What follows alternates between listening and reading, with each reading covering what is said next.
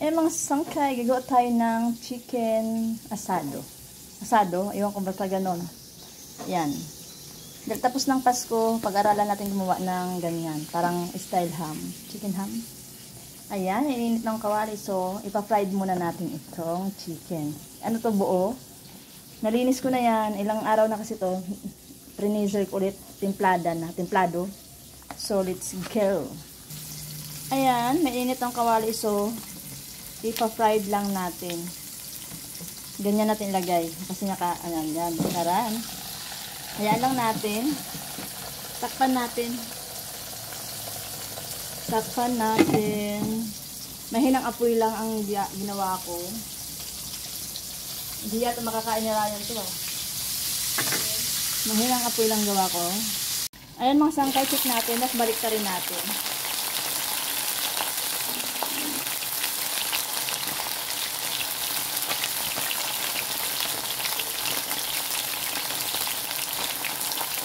Gamit tayo ng sinidor. Ay, ganun kaya ito ng ano.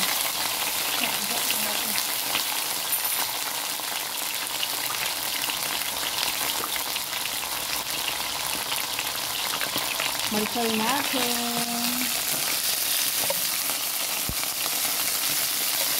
Ano din bilas?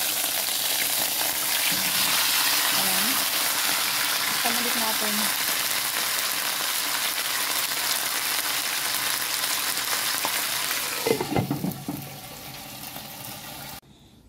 Ayan mga sangkay, naprito na siyang maigi. So, lalagyan na natin ng sauce. Ano pala.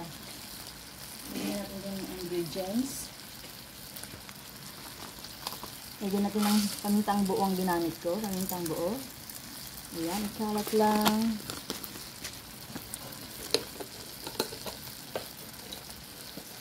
Laurel.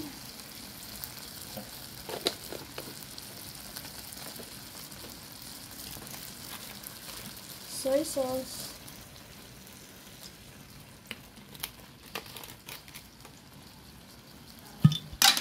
Oyster sauce. Ayan. Wala akong pineapple na pabilog ang hiwa. Meron lang akong pineapple tidbit. So, mamaya natin lagay yung laman. Ang juice muna ang ating ilagay yan. Parang kulang ah. Parang kulang. Okay na yan. Pwede natin samahan ng konti.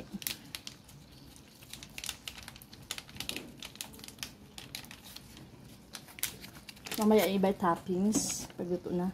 Then, ang Sprite.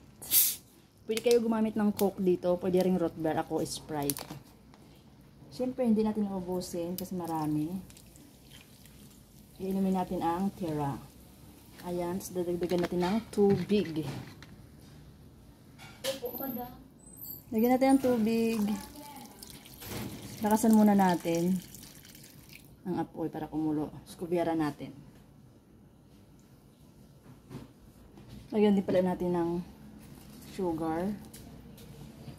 Then, kubera natin. Ayan. Ito na mga sangkay ang finished product ng aking chicken hamonado. Chicken hamonado pala, hindi chicken asado. Mali ako. Chicken hamonado, ayan na. Kaso nga lang, sa sobrang lambot, nagiwahiwalay siya.